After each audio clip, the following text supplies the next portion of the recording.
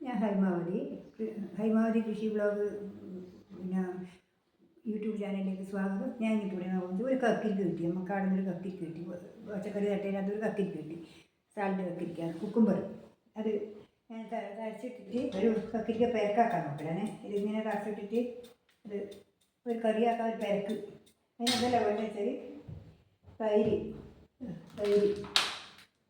പിന്നെ ഒരു തേങ്ങയും കടുകും മുളകും കൂടി അരച്ച് വെച്ചത്, തേങ്ങയും കടുകും മുളകും കൂടി അരച്ച് വെച്ചത് ഇത്, പിന്നെ ഒരു പച്ചമുളക്, പിന്നെ കുക്കുംബർ, ഒരു പാത്രം, ഇതാണ് വേണ്ടത്. ഒരു കറിവേപ്പില ഇതാണ് വേണ്ടത്. ഇത് ഞാനിപ്പം ഒരു വേഗം കാണിച്ചു തരാം. ഞാൻ ഇന്ന് ഉച്ചക്കത്തെ ഭക്ഷണത്തിന് ഈ കറിയാക്കിയേക്കാന്ന് വിചാരിക്കണം.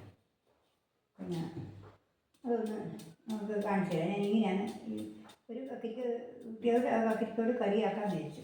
ഇതൊരു പിന്നെ പെരക്ക് എന്ന് പറയാം. നമ്മളെത്ര കഷ്ടപ്പെട്ടിട്ടാണ് ഒരു പച്ചക്കറി നട്ട് വളർത്തി അത് വലുതാക്കി അതിൻ്റെ ഒരു കക്കിരിക്ക കിട്ടുമ്പം അത് നമുക്ക് വലിയൊരു പ്രധാനം തന്നെയാണ്. നമ്മളിപ്പോൾ കൂടെ പോയിട്ട് ഇതേപോലത്തെ ഒരു കക്കിരിക്ക വാങ്ങിക്കൊണ്ടിരുമ്പോൾ അത് 10-15 ദിവസം കൊടുക്കുകയും വേണം. പിന്നെ അത് മാത്രമല്ല അതിൽ എത്തിക്കണ്ടിട്ട് പണിയെടുക്കണമെന്ന് വാങ്ങാൻ പോകണം. എന്നാലും നമ്മൾ ഇതേപോലെ ഇഷ്ടംപോലെ ഒരു ധൈര്യത്തിൽ കഴിക്കാൻ പറ്റുമോ? കഴിക്കാനും പറ്റില്ല. അതുകൊണ്ട് ഇങ്ങനെ ഇതാണ് നമ്മൾ വീട്ടിൽ മുറ്റത്ത് നട്ടാലുണ്ടാകുന്ന ഒരു ഉപ്പേരി. ഇപ്പം ഞാനിപ്പോൾ അവിടെ പോയി പറിച്ചു അരിഞ്ഞ് വന്നു. നമുക്ക് ഇന്നൊരു കറിയാക്കി നോക്കാമെന്ന് വെച്ചാൽ ഇതിപ്പം ഇതൊന്ന് കറിയാക്കി നോക്കട്ടെ എന്ന് വെച്ചിട്ടാണ് ഇത് ഉണ്ടാകും. ഇത് ഉപ്പാണ്, ഇത് ഉപ്പ് ഉണ്ടാകും.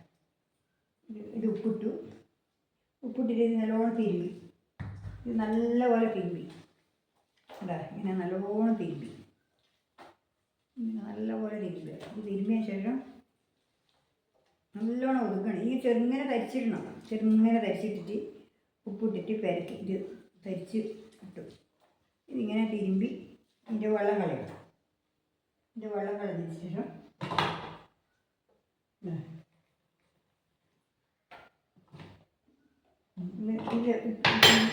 വെള്ളം കളഞ്ഞ ശേഷം ഞാൻ ഇതിൻ്റെ അകത്ത് വാരിയിടും. ഇതിലിടാം. ഇതിങ്ങനെ പിഴിഞ്ഞിട്ട് ഈ പാത്രത്തിലിടും.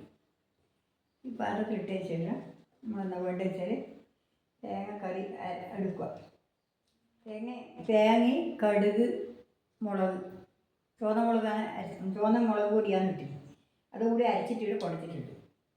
ഇത് തൈര് ഒഴിക്കുക. ഇനിയിപ്പോൾ എന്താ വേണ്ടത് വെച്ചാൽ ഈ തൈരാണ്. ഈ തൈരിൽ ഒഴിക്കട്ടെ.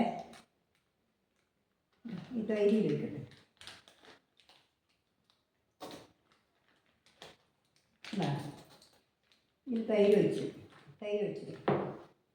അതിനുശേഷം ഇത് ഈ അരവ് ചേർക്കാം. ഈ അരവ് ചേർക്കാം. നമുക്ക് അരവ് ചേർക്കും. വേണ്ട, അരവ് ചേർത്തു. വേണ്ട, ഇതിൽ ലേശം മോരൊഴിച്ചിട്ട്, ഇത് മോരായിട്ടേ കുറച്ച് മോരൊഴിച്ചിട്ട് അത് കുത്തിയാൽ എടുക്കുക. എടുത്തിട്ട് അതിൽ വെച്ചു.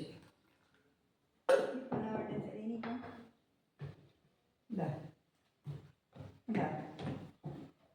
ഇതാണ് കക്കിരിക്ക പെരക്കായി. നല്ല കറിയാണ്, നല്ല രസമാണുള്ള കറിയാന്ന് വെച്ചാൽ ചോറും ഇതും ഉണ്ടായാൽ ഒരു വറവും കൂടി ഉണ്ടായാൽ മതി. ഇഷ്ടം പോലെ നല്ല ടേസ്റ്റുള്ള കറിയായി ഉണ്ടാകും.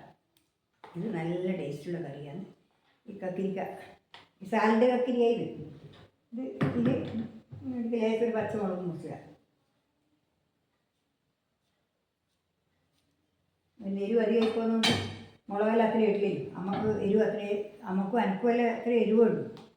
ഇതിങ്ങനെ ആക്കി ഇനിയിപ്പോൾ ഈ കരിവേപ്പില എടുത്തിട്ട് ഇതിലിടാം. കരിവേപ്പില ഉണ്ടാകും. ഇനി വേണമെന്നുണ്ടെങ്കിൽ ലേശം കടുക് പൊട്ടിച്ചിട്ടിടാം, വറുത്തിടാം. ലേശം കടുക് വെളിച്ചെണ്ണ ഒഴിച്ചിട്ട് പൊട്ടിച്ചിട്ടിടാം. ഇപ്പം കടുകൊന്നും വറുത്തിടുന്നില്ല, നമുക്കധികം വെളിച്ചെണ്ണയൊന്നും അത്ര അല്ല, കൊളസ്ട്രോൾ വരണ്ടാന്ന് വെച്ചിട്ട് ഇപ്പം തേങ്ങ അരച്ചിട്ടില്ലേ. ഇതാണ് കറി കണ്ട, നല്ല കറിയാണ്, നല്ല അഫ്സൽ കറിയായില്ലേ. ഇത് കണ്ട, അത്ര വേഗം കറിയായി. നല്ലൊരു കറിയല്ലേ ഇത് നിങ്ങൾ ഉണ്ടാക്കി നോക്കണം. നിങ്ങൾക്ക് കുക്കുംബർ നട്ടിട്ട് വറുത്തിട്ട് നിങ്ങളൊരു കറി ഉണ്ടാക്കി നോക്കണം. ഇത് ഇതെന്ന് വെച്ചാൽ കുറേ ആൾക്കാർ എന്നോട് പറഞ്ഞു നിങ്ങൾ കുക്കിങ്ങിൻ്റെ ചെറിയ കുട്ടികൾ പറഞ്ഞു കുക്കിങ്ങിൻ്റെ വീഡിയോ ഇട്ട് തരുമോ ചോദിച്ചിനി. അതുകൊണ്ടാണ് ഞാനിപ്പോൾ ഇത് ഇട്ടത്. നിങ്ങൾ വെക്കുന്ന കറി എന്തെങ്കിലും കാണിച്ചു തന്നാൽ മതി എന്ന് പറഞ്ഞത്. പിന്നെ അവർക്ക് പഠിക്കണമെന്നുണ്ടെങ്കിൽ പഠിച്ചോട്ട്. അതുകൊണ്ടാണ് ഞാനിപ്പോൾ ഇതിൽ ഇട്ടത്, മറ്റ് വേറെ ഒന്നുമല്ല. അതുകൊണ്ട് നിങ്ങൾ ഇത് എല്ലാവരും കാണണം, സബ്സ്ക്രൈബ് ചെയ്യണം, പിന്നെ കമൻ്റ് ഇടണം. എല്ലാവർക്കും എൻ്റെ വിനീതമായ നമസ്കാരം, എല്ലാവർക്കും എൻ്റെ ഹൃദയം നിറഞ്ഞ ആശംസകൾ. ഇനി വീണ്ടും ഒരു വീഡിയോ കാണുന്നവരെ നമസ്കാരം, നന്ദി.